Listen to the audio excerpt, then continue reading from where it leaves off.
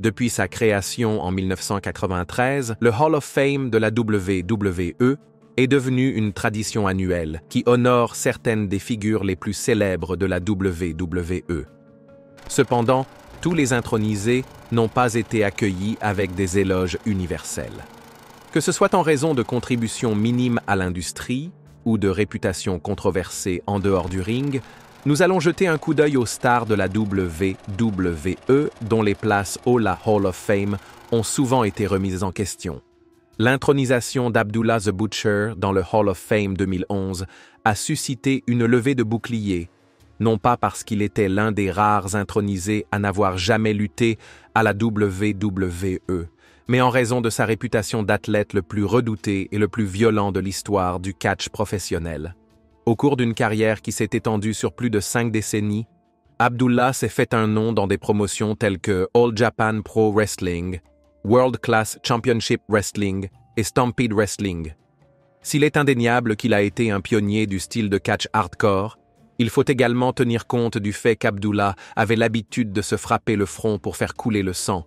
Mais plus inquiétant encore, il ouvrait également ses adversaires à l'aide de la même lame contaminée sans qu'il le sache.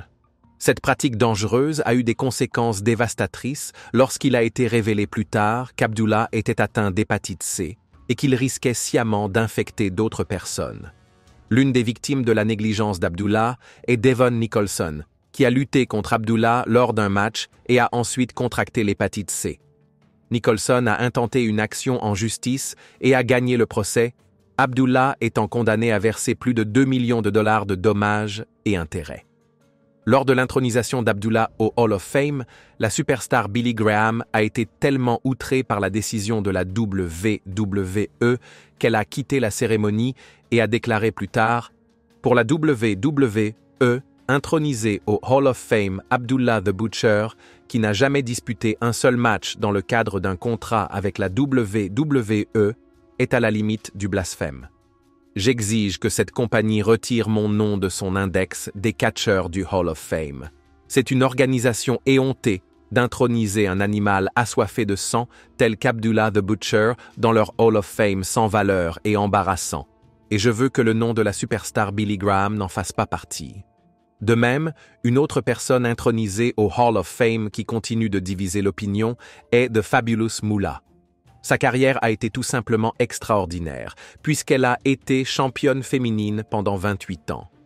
Bien avant que l'évolution des femmes ne soit même un concept, Moolah a contribué à mettre les catcheuses sous les feux de la rampe, ouvrant la voie aux générations à venir. Avec un héritage aussi impressionnant, il n'est pas surprenant que la WWE l'ait intronisée au Hall of Fame en 1995. Cependant, son vrai visage n'a été révélé qu'après son décès en 2007. Au fil des ans, de nombreux anciens stagiaires ont raconté des histoires horribles, accusant Moolah d'avoir exploité les jeunes catcheuses qui vivaient et s'entraînaient sous sa direction. Elle aurait non seulement prélevé une part importante de leurs revenus, mais les aurait également forcés à se mettre dans des situations compromettantes pour maintenir leur carrière. Mais cela ne s'est pas arrêté là. Moolah était connu pour percevoir des loyers exorbitants de la part des femmes qui séjournaient sur sa propriété, entassant souvent 2 ou 3 stagiaires dans une seule pièce, dans des cabines de type efficacité. Les rapports suggèrent qu'elle facturait à ces femmes plus de 1 200 $ par mois pour leur chambre dans les années 1970, ce qui, ajusté à l'inflation, équivaut à environ 9 100 $ aujourd'hui. La réaction contre l'héritage de Moolah a atteint son apogée en 2018 lorsque la WWE a tenté de l'honorer à WrestleMania 34 en nommant la toute première bataille royale féminine la Fabulous Moolah Memorial Battle Royale. La WWE avait probablement l'intention de créer un pendant féminin à la Andre the Giant Memorial Battle Royale, mais l'annonce a immédiatement suscité l'indignation des fans. Face à l'avalanche de critiques et à l'atteinte potentielle à sa réputation, la WWE a été contrainte de faire marche arrière et a rapidement renommé le match simplement « Bataille royale féminine ». Au vu de ces allégations troublantes, nombreux sont ceux qui pensent que la place de Moolah au Hall of Fame n'est pas méritée. De l'autre côté du spectre, il y a le cas des catcheuses qui, de l'avis de beaucoup, ont été intronisées bien trop tôt, avant leurs aînées plus méritantes. Les Bella Twins en sont un excellent exemple. Lorsque Nikki et Brie ont commencé leur carrière à la WWE en 2008, la division des divas était souvent considérée comme un pis-aller. En conséquence, leurs premières années ont été marquées par des matchs brefs et un développement limité de leurs personnages. Bien qu'elles se soient progressivement améliorées sur le ring, ce n'est que lorsque la révolution féminine a commencé à prendre de l'ampleur que Nikki et Brie ont commencé à jouer un rôle plus important, Nikki ayant détenu le championnat des divas pendant 300 jours. Ce qui a vraiment propulsé les Bellas vers la célébrité, c'est leur participation à la télé-réalité. Leur émission de télé-réalité, Total Divas, qui a débuté en 2013, a apporté beaucoup d'exposition grand public à la WWE. Le succès de l'émission a conduit à un spin-off, Total Bellas, qui se concentre principalement sur leur vie personnelle et leurs relations. Leur association a conduit de nombreuses personnes à affirmer que leur célébrité était davantage fondée sur leur succès dans la télé-réalité, en particulier la romance très médiatisée de Nikki avec John Cena. Rétrospectivement, si Brie et Nikki ont indéniablement attiré l'attention du grand public, on ne peut s'empêcher de se demander si leur intronisation au Hall of Fame était vraiment plus méritée que celle de légendes comme Victoria ou Mickie James. Passons maintenant à l'icône mondiale Arnold Schwarzenegger. Schwarzenegger est indéniablement l'une des plus grandes stars de l'action de tous les temps, avec une carrière hollywoodienne légendaire qui comprend des films à succès comme The Terminator, Predator et Total Recall. Il est également un ancien champion de bodybuilding et a été gouverneur de Californie pendant 2 mandats. Au-delà de son succès au cinéma, Schwarzenegger est également associé à la WWE depuis plus de 4 décennies, avec de multiples apparitions à l'écran. Sa première apparition a eu lieu dans un épisode de SmackDown en 1999, où Arnold a reçu une réplique du titre de la WWE de la part de Vince McMahon. En 2014, Schwarzenegger est revenu à la WWE pour promouvoir son film, mais il a été interrompu par The Miz, un segment qui s'est terminé, comme prévu, par la mise au tapis de The Miz à la fin de l'altercation. Il est intéressant de noter qu'en 2013, Arnold a eu l'honneur d'introniser son ami de longue date, Bruno Sammartino, au Hall of Fame. 2 ans plus tard, il s'est retrouvé à recevoir le même honneur lorsque la WWE l'a intronisé au Hall of Fame. Mais avec le recul, l'intronisation a semblé motivée par des considérations commerciales, car le moment était opportunément aligné sur la promotion de Terminator Genesis par la WWE, ce qui a rendu l'intronisation dénuée de sens. Un autre exemple flagrant de la raison pour laquelle l'aile « célébrité » du Hall of Fame est une véritable imposture est celui de Drew Carey. L'humoriste et animateur de Whose Line Is It Anyway a fait une apparition oubliable à la WWE lorsqu'il est entré dans le Royal Rumble 2001 en 5e position et a regardé les Hardy Boys s'éliminer les uns les autres. Il est resté seul sur le ring pendant près d'1 minute avant que Kane n'entre dans le match et que Carey ne s'élimine lui-même après que Kane a refusé un pot de vin de sa part. Carey a également fait une brève apparition en tant que guest hosting sur Rio en 2010, où il a fait la promotion de son émission Drew Carey's Improv Aganza. 1 an plus tard, la WWE a décidé que ces 2 moments fugaces étaient suffisants pour justifier une intronisation au Hall of Fame en 2011. Et soyons honnêtes, l'intronisation de Carey n'a pas grand-chose à voir avec son passage à la WWE et tout à voir avec l'obsession de la WWE à attirer l'attention du grand public. Cela nous amène à une autre intronisation surprenante, celle de Queen Sharmell. Sharmell est apparue pour la première fois à la WWE en tant qu'intervieweuse en coulisses au début des années 2000, avant de faire une brève transition en tant que Nitro Girl à la WCW. Cependant, c'est en tant que manager de Booker T qu'elle s'est le plus illustrée, jouant le rôle d'une reine sophistiquée et exubérante aux côtés de son gimmick King Booker. La carrière de Sharmell dans le ring a été pratiquement inexistante, avec un match oubliable à WrestleMania 22 où elle a fait équipe avec Booker T pour affronter The Boogeyman. Avec une contribution aussi minime au sein de la compagnie, son intronisation est intéressante, surtout si on la compare à celle de Miss Elizabeth, qui a joué un rôle essentiel dans le succès de Randy Savage et a été impliquée dans certaines des intrigues les plus emblématiques des années 1980. James Dudley est un nom dont vous n'avez probablement jamais entendu parler, et pour cause. Lorsque la WWE était encore en train de réfléchir à l'orientation du Hall of Fame au cours de ses premières années d'existence, elle a fait des choix curieux, dont celui d'introniser Dudley en 1994 en dépit de son absence de lien avec l'industrie du catch. Le rôle principal de Dudley était celui de chauffeur de limousine et d'assistant personnel de Vince McMahon Sr. Bien qu'il soit devenu plus tard le premier Afro-Américain à gérer une grande arène sportive à la Turner's Arena de Washington, D.C., ses contributions étaient largement en coulisses et n'avaient aucun rapport avec le produit de la WWE. De la vie générale, James Dudley était un homme agréable et loyal, qui travaillait dur et ne se plaignait jamais. En guise de remerciement, la famille McMahon a récompensé sa loyauté en l'intronisant au Hall of Fame. Passons maintenant à Jimmy Superfly Snuka.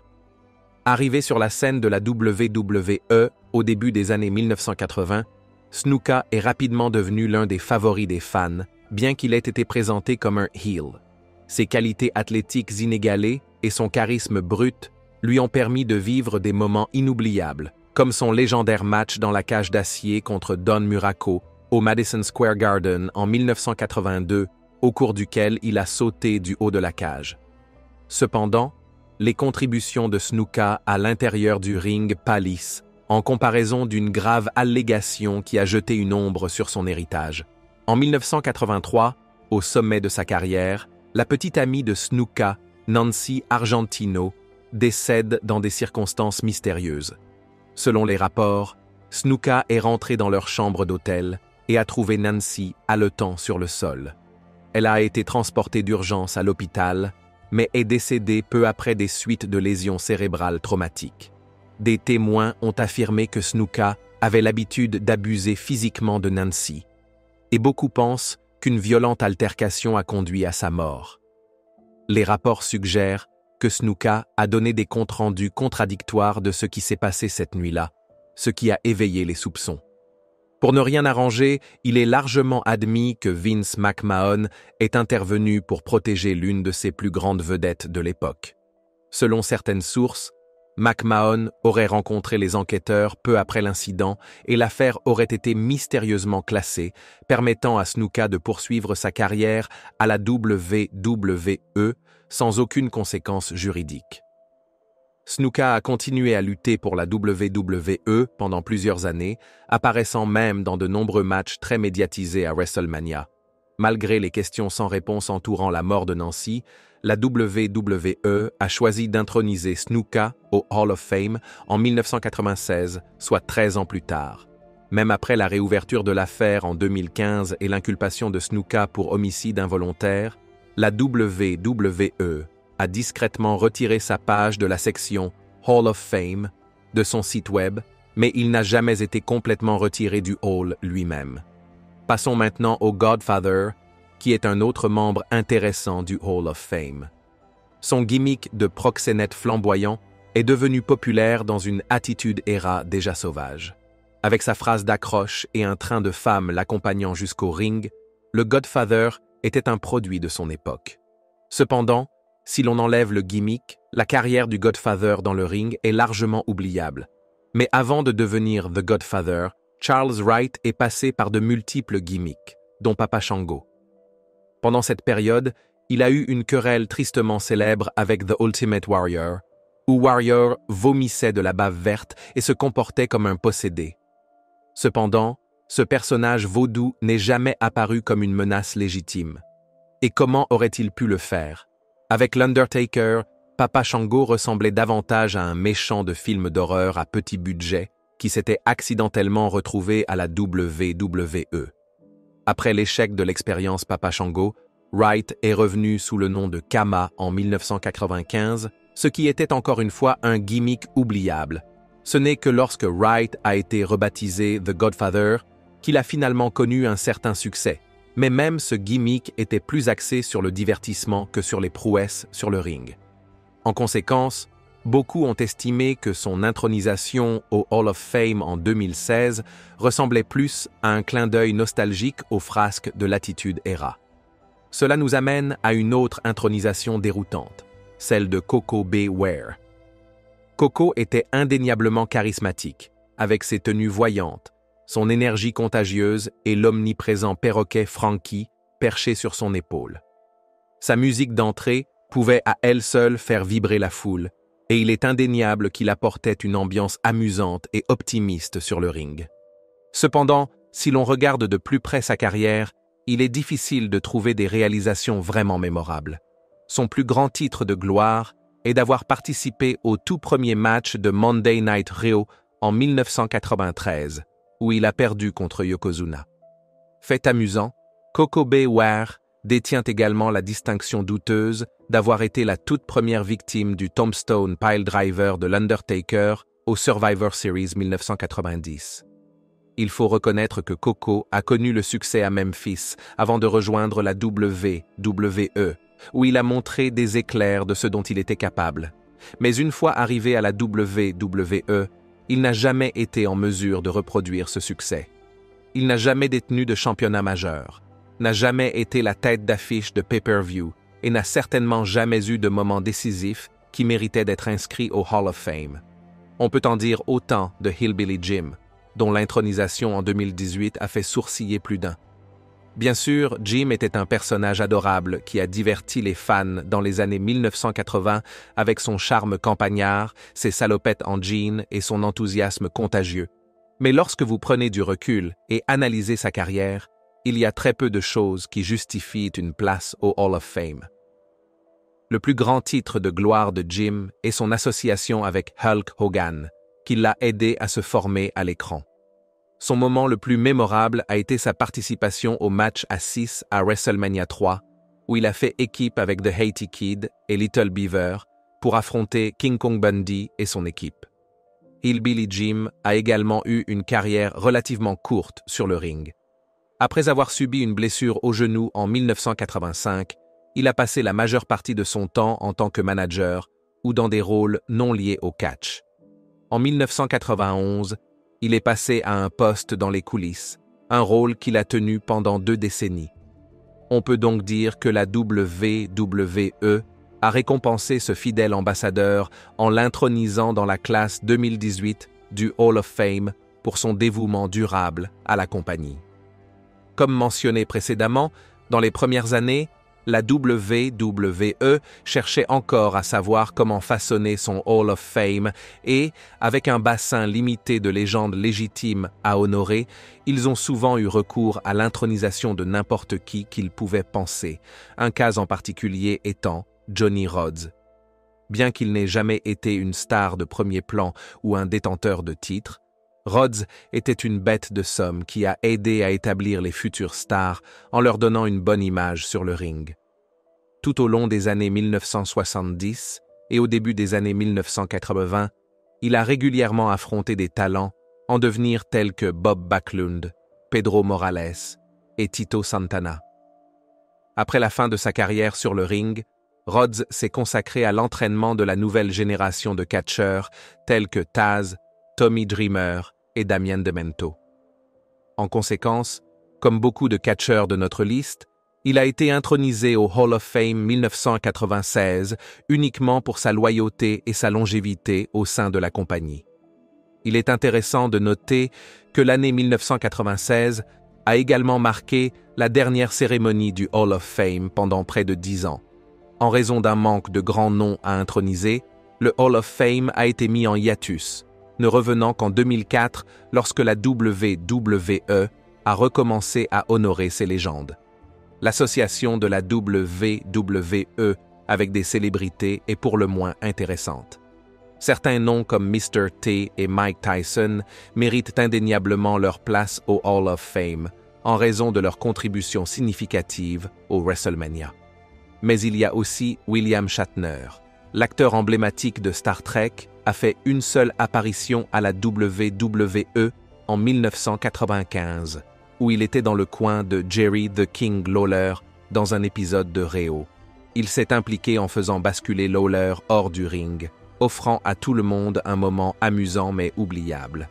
Après cela, Shatner a fait une poignée d'apparitions sporadiques, y compris un passage en tant qu'animateur invité sur Réo en 2010 où il a interprété avec humour les thèmes d'entrée de la WWE. Mais ces brèves apparitions peuvent-elles vraiment justifier une place au Hall of Fame? C'est son amitié avec Jerry Lawler qui a ouvert la voie à son intronisation. C'est en effet Lawler qui a personnellement intronisé Shatner au Hall of Fame en tant que membre de la classe 2020. Cependant, en raison de la pandémie de COVID-19 qui a annulé la cérémonie de 2020, l'intronisation officielle de Shatner a été reportée à 2021. Avec le recul, le lien entre Shatner et la WWE est si ténu que son intronisation ressemblait davantage à une faveur accordée à un vieil ami. En parlant de vieux amis, l'une des intronisations les plus controversées au Hall of Fame n'est autre que celle de Donald Trump. Connu de longue date par Vince McMahon, Donald Trump a commencé à collaborer avec la WWE à la fin des années 1980 lorsqu'il a organisé WrestleMania 4 et WrestleMania 5 au Trump Plaza à Atlantic City. Bien que ce partenariat ait permis à la WWE de disposer d'un lieu de rencontre de premier plan et d'attirer l'attention du grand public, l'implication de Trump à l'écran dans la WWE a été minime au cours des 2 décennies qui ont suivi. Il s'est fait connaître à WrestleMania 23, lors de la célèbre bataille des milliardaires, où il a affronté Vince McMahon dans un match par procuration. Trump a soutenu Bobby Lashley, tandis que McMahon a choisi Umaga. La stipulation: le milliardaire perdant aurait le crâne rasé. Grâce à la victoire de Lashley, Trump a eu l'honneur de raser le crâne de McMahon dans l'un des moments les plus mémorables, ou plutôt les plus ridicules de l'histoire de WrestleMania. Avec une pléthore de célébrités intronisées auparavant, ce n'était qu'une question de temps avant que Donald Trump ne trouve sa place dans le Hall of Fame de la WWE. Il a été intronisé en 2013, 3 ans seulement avant d'être élu président des États-Unis.